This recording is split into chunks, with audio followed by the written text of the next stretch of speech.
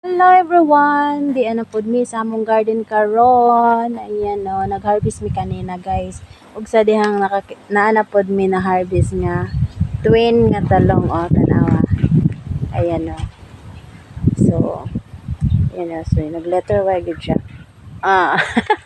Ayan. So, napamibilin diri ang talong guys. O, siya ra gyud ang naglahi.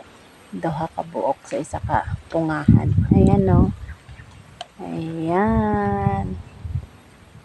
Ah. Basi mag-ingon ang uban gipikit ra pero wala gyud ni gipikit oh. Kita kaayo oh. Ana oh. Ana oh. Ayan. So, ayan. Pag maka-harvest mi ani guys mag-ingon mi ang among tanom karon is worth it.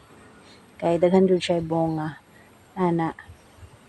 So, thank you Lord for the blessing. Talong mo diha.